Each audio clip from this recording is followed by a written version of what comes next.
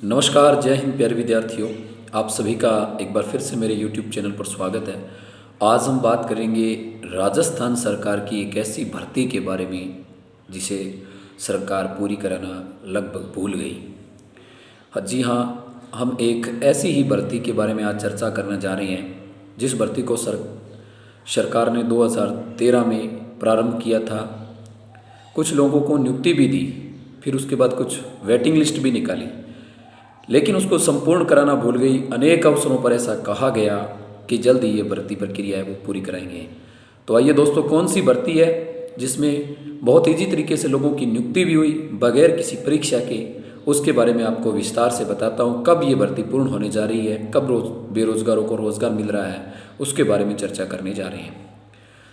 तो प्यारे विद्यार्थियों, ये भर्ती है पंचायती राज भर्ती एलडीसी की। पंचायती राज डिपार्टमेंट के अंदर 2013 में माननीय मुख्यमंत्री अशोक गहलोत जी के माध्यम से ये भर्ती प्रारंभ करवाई गई थी।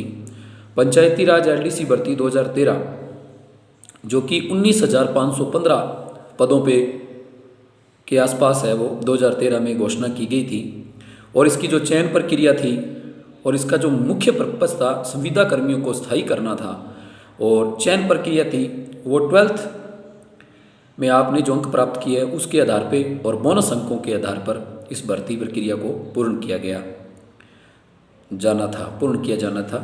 तो प्यारे विद्यार्थी, उसकी चयन प्रक्रिया ये थी कि आपने 12th में कितने अंक प्राप्त किए हैं उसके आधार पे मेरिट बननी थी। और जो संविदा पर थे, पर इसका उद्देश्य था प्रत्येक पंचायत पर 2 लोअर डिवीज़न क्लर्क लगाने थे, 2 एलडीसी लगाने थे।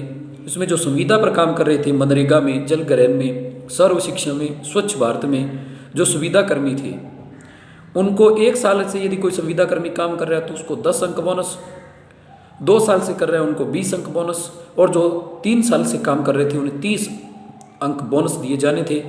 और उनके 12वीं में जो अंक थे उनके आधार उनको जोड़कर और 30 अंक ये जोड़कर जो है मेरिट बनाई जानी थी। तो ये प्रक्रिया थी इसकी चयन की।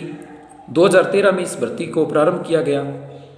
10, 20 और 30, 1 साल वाले को 10, 2 साल वाले को 20 और 3 साल वाले को 30 अंक देकर और उनके 12वीं के अंक कुल जोड़कर मेरिट निकाली जानी थी। कुछ विद्यार्थी जो संविदा कर्मी नहीं थे, उनके 12वीं में अच्छे परसेंटेज थे, वो बिना बोनस के आधार भी चयनित हुए थे। जब ये भर्ती प्रारंभ हुई, 7755 बेरोजगारों को नियुक्ति मिली। 7755 लोगों ने नियुक्ति ले ली, आज नौकरी भी कर रहे हैं 2013 से। तो प्यारे विद्यार्थियों, जैसे ही इनको नियुक्ति मिली उसके बाद कुछ विद्यार्थी है वो 10, 20 और 30 अंकों के खिलाफ हाईकोर्ट चले गए। उन्होंने कहा कि ये जो अंक है ये गलत है, इनको इतने बोनस नहीं दिए जाने चाहिए, क्योंकि इससे संविदा कर्मी है वही चयनित होंगे, अन्य विद्यार्थियों को वह वो मौका नहीं मिलेगा। इसका कोई एग्ज़ाम हुआ ही नहीं था, क्योंकि सिर्फ 12वीं के अंकों के आधार पर इस भर्ती को पूरा किया जाना था। इस हाईकोर्ट में विद्यार्थी जैसे ही गए, उसके बाद हाईकोर्ट ने 15 जुलाई 2013 को इस भर्ती प्रक्रिया पर रोक लगा दी। 10, 20 और 30 जो अंक थे उसके खिलाफ विद्यार्थी हाईकोर्ट गए थे, लेकिन उसके बाद सुप्रीम कोर्ट ने जो है ये 10, 20 और 30 अंकों की जो प्रक्रिया थी उसको सही बताया और भर्ती प्रक्रिया को वापस चलाने के लिए बात कही। माननीय सुप्रीम कोर्ट का 29 नवंबर 2016 को आदेश आया कि भर्ती प्रक्रिया को 10, 20, 30 अंकों के आधार पर ही वापस स्टार्ट किया जाए और शेष बचे लोगों को है वो नियुक्ति दी जाए। तो प्यारे विद्यार्थियों, इसके बाद एक वेटिंग लिस्ट भी निकाली गई। 2016 के अंत के प्रारंभ में जो जैसे इसके लास्ट में सुप्रीम कोर्ट का फैसला आया, उसके बाद कुछ लोगों को नियुक्ति भी दी गई। 2000 के आसपास लोग थे जिनको नियुक्ति दी गई। इसमें विद्यार्थियों ने 33 जिलों से फॉर्म अप्लाई किए थे। आप कितने भी जिलों में से फॉर्म अप्लाई कर सकते थे। 33 जिलों में फॉर्म अप्लाई किए। किसी ने 10 जिलों से किया था, किसी ने 8 जिलों में से किया था। जिनके अच्छे परसेंटेज थे वो अनेक जिलों से चयनित हुए, यानी इनकी वेटिंग लिस्ट है वो बहुत आगे तक चलनी थी। जैसे ही ये प्रक्रिया 29 नवंबर 2016 को सुप्रीम कोर्ट का आदेश आया, इस प्रक्रिया दी जी, उसके बाद जो शेष पद थे वो उन पर नियुक्ति दी जानी थी, लेकिन उसके बाद 10,029 पद जो बच गए थे उस पर सरकार ने नियुक्ति नहीं दी। उसके बाद ये प्रक्रिया लगातार फिर वसुंधरा राजे जी की सरकार थी, उसमें फिर किसी को नियुक्ति नहीं मिली। उसके बाद फिर वापस कांग्रेस सरकार आई। हर बार यही कहा गया बस थोड़े ही दिन में कैलेंडर जारी होगा, शेष बचे विद्यार्थियों को नियुक्ति दी जाएगी। शहीद स्मारक पे धरना प्रदर्शन भी हुए, लगातार मांग भी की जा रही है। बहुत सारे विद्यार्थी है जो लगातार मांग कर रहे हैं कि पंचायती राज एलडीसी की जो भर्ती है उसको पूर्ण किया जाए, और इससे बहुत सारे बेरोजगारों की उम्मीदें पूरी भी हो सकती है, क्योंकि 2013 बहुत पहले ये प्रक्रिया चली थी। जिनके अच्छे अंक थे वो किसी अन्य विभाग में ज्वाइनिंग ले चुके हैं, इसलिए जिनके अच्छे अंक नहीं थे, जिनको पहले उम्मीद नहीं थी, अब वो चयनित हो सकते हैं, क्योंकि उस समय के फॉर्म अप्लाई किए हुए हैं उनमें से बहुत सारे विद्यार्थी वो अन्य विभागों में जा चुके हैं। इसलिए जिनका मेरिट में नीचे नंबर था अब उनको मौका मिल सकता है। उन सबके लिए राहत भरी खबर हो सकती है यदि इस भर्ती प्रक्रिया को जल्द पूर्ण किया जाए।